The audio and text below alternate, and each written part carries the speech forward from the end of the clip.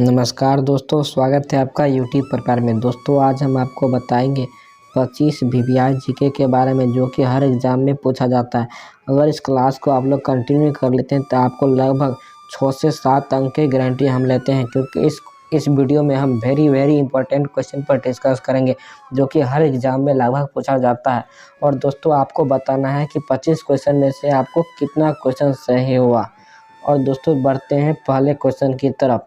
तो देखिए question number 1 में कहा गया, निम्नलिखित में से किस ग्रह को अक्षीय झुकाव सबसे अधिक है। दोस्तों इस क्वेश्चन में कहा गया निम्नलिखित में से किस ग्रह का अक्षीय झुकाव सबसे अधिक है।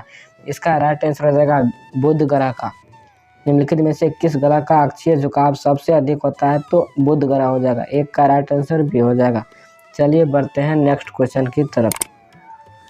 देखिए इस क्वेश्चन में कहा गया, क्वेश्चन नंबर 2 में कहा गया चंद्रमा के सदृश दिखाई देने वाला ग्रह कौन है। दोस्तों इस क्वेश्चन में कहा गया चंद्रमा के सदृश दिखाई देने वाला ग्रह कौन है, तो इसका राइट आंसर हो जाएगा बुध ग्रह। चंद्रमा के सदृश दिखाई देने वाला ग्रह बुध ग्रह होगा। 2 का राइट आंसर ए हो जाएगा। चलिए बढ़ते हैं नेक्स्ट क्वेश्चन की तरफ।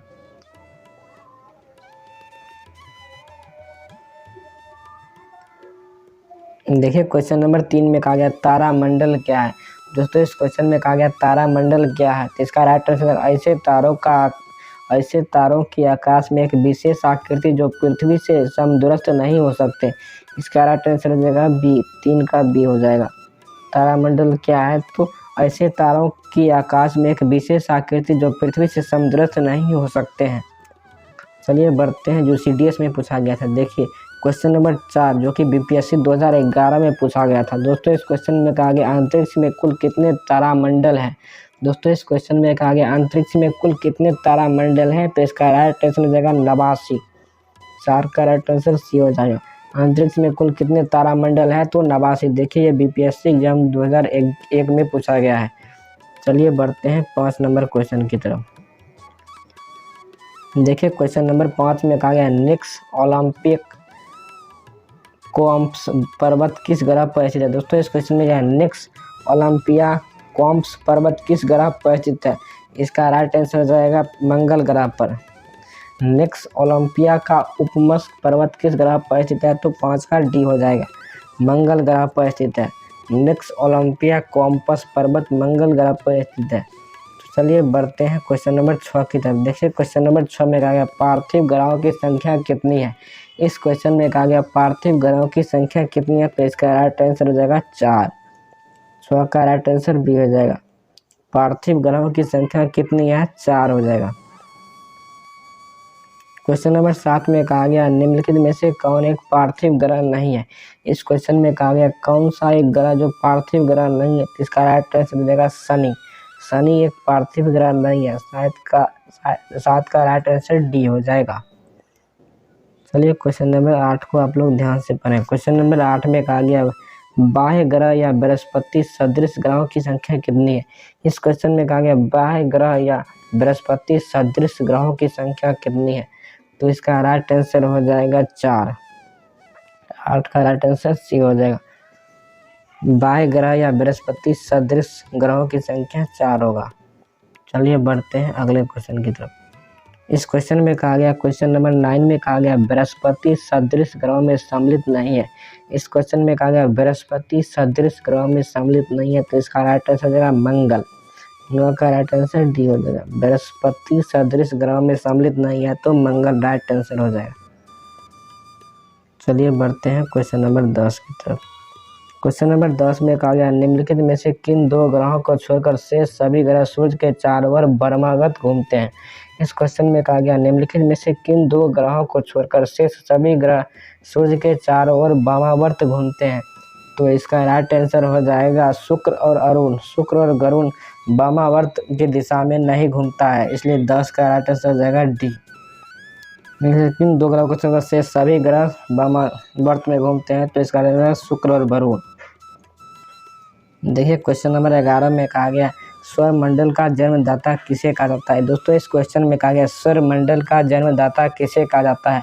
इसका राइट आंसर हो जाएगा सूर्य को। 41 का राइट आंसर ए हो जाएगा। सौरमंडल का जन्मदाता किसे कहा जाता है, तो सूर्य को कहा जाता है। देखिए क्वेश्चन नंबर 12 को आप लोग ध्यान से पढ़ें। देखिए क्वेश्चन नंबर 12 में आरआरबी 2005 में पूछा गया है कि बहुत ही इंपॉर्टेंट क्वेश्चन है। क्वेश्चन नंबर 12 में कहा गया ब्रह्मांड में विस्फोटी तारा कहलाती है। दोस्तों ब्रह्मांड में विस्फोटी तारा कहलाती है, उसे कहते हैं अभिनव तारा। 12 का राइट आंसर डी हो जाएगा। ब्रह्मांड में विस्फोटी तारा क्या कहलाती है? अभिनव तारा। 12 का राइट आंसर डी हो जाएगा। चलिए बढ़ते हैं नेक्स्ट क्वेश्चन की तरफ। देखिए क्वेश्चन नंबर 13 में कहा गया वैज्ञानिकों जिन्होंने सर्वप्रथम खोज की कि पृथ्वी सूर्य के चारों ओर घूमती थी। दोस्तों इस क्वेश्चन में कहा है वैज्ञानिक जिन्होंने सर्वप्रथम खोज की थी कि पृथ्वी सूर्य के चारों ओर घूमती थी, वो खोज की थी कोपरनिकस ने। महान वैज्ञानिक कोपरनिकस ने कहा था कि सर्वप्रथम पृथ्वी सूर्य के चारों ओर घूमती है। 13 का राइट आंसर सी हो जाएगा। चलिए बढ़ते हैं अगले क्वेश्चन की तरफ। देखिए क्वेश्चन नंबर 14 को आप लोग ध्यान से पढ़ें। क्वेश्चन नंबर 14 को आप लोग ध्यान से पढ़ें। क्वेश्चन नंबर 14 में कहा गया निम्नलिखित में से कौन सा ग्रह नहीं है जिसे प्राचीन भारतीय ग्रह मानते हैं। दोस्तों इस क्वेश्चन में कहा गया कौन सा ग्रह नहीं है जिसे प्राचीन भारतीय ग्रह मानते हैं। इसका राइट आंसर हो जाएगा सूर्य। सूर्य एक ग्रह नहीं है जिसे प्राचीन में ग्रह कहते थे लेकिन अब नहीं कहते हैं। 14 का राइट आंसर ए हो जाएगा। चलिए अगले क्वेश्चन की तरफ बढ़ते हैं। दोस्तों क्वेश्चन नंबर 15 में देखिए, क्वेश्चन नंबर 15 में कहा गया सूर्य के संगठन में सहायक गैस है। दोस्तों इस क्वेश्चन में कहा गया सूर्य के संगठन में सहायक गैस है। इसका राइट आंसर होगा हाइड्रोजन और हीलियम। सूर्य के संगठन में सहायक गैस कौन सा है? तो हाइड्रोजन और हीलियम होगा। 15 का राइट आंसर डी हो जाएगा। सूर्य के संगठन में सहायक गैस है हाइड्रोजन और हीलियम। दोस्तों क्वेश्चन नंबर 16 में कहा गया सूर्य के मध्य भाग को क्या कहा जाता है। दोस्तों इस क्वेश्चन में कहा गया सूर्य के मध्य भाग को क्या कहा जाता है, तो इसका राइट आंसर हो जाएगा प्रकाश मंडल। 16 का राइट आंसर बी हो जाएगा। सूर्य के मध्य भाग को क्या कहा जाता है, तो प्रकाश मंडल कहा जाता है। चलिए बढ़ते हैं क्वेश्चन नंबर 17 की तरफ। देखिए क्वेश्चन नंबर 17 में कहा गया सूर्य के ऊपर के भाग को क्या कहा जाता है। दोस्तों इस क्वेश्चन में कहा गया सूर्य के ऊपर के भाग को क्या कहा जाता है। इसका राइट आंसर होगा वर्णमंडल। सूर्य के ऊपर के भाग को क्या कहा जाता है, तो वर्णमंडल कहा जाता है। 17 का राइट आंसर सी हो जाएगा। चलिए बढ़ते हैं अगले क्वेश्चन की तरफ। देखिए क्वेश्चन नंबर 18 में कहा गया सूर्य सदैव पूर्व में निकलता है। सूर्य सदैव पूर्व में निकलता है क्योंकि इसका राइट आंसर होगा पृथ्वी पश्चिम से पूर्व की ओर घूमती है। पृथ्वी पश्चिम से पूर्व की ओर घूमती है, इसलिए सूर्य सदैव पूर्व में निकलता है। 18 का राइट आंसर ये हो जाएगा। चलिए आगे क्वेश्चन की तरफ बढ़ते हैं। देखिए क्वेश्चन नंबर 19 में कहा गया नॉर्वे में अर्धरात्रि के समय सूर्य कब दिखाई देता है।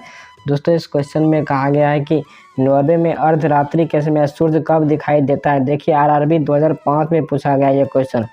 नॉर्वे में अर्धरात्रि के समय सूर्य कब दिखाई देता है, तो 21 जून का।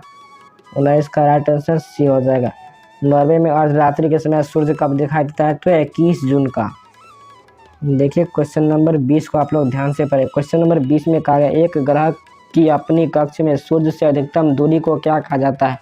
दोस्तों इस क्वेश्चन में कहा गया एक ग्रह को अपने कक्ष में सूर्य से अधिकतम दूरी को क्या कहा जाता है, अपसोर कहा जाता है। अधिकतम दूरी को अपसोर और न्यूनतम दूरी को अपसोर कहा जाता है। 20 का राइट आंसर बी हो जाएगा। एक ग्रह की अपने कक्ष में सूर्य की अधिकतम दूरी को क्या कहा जाता है, तो अपसोर कहा जाता है।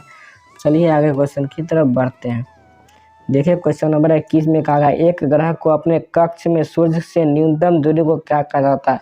देखिए बहुत ही इंपॉर्टेंट क्वेश्चन। आपको हम बताए थे कि सूर्य से न्यूनतम दूरी को उपसौर और सूर्य से अधिकतम दूरी को अपसौर कहा था, इसलिए 21 का राइट आंसर ए हो जाएगा।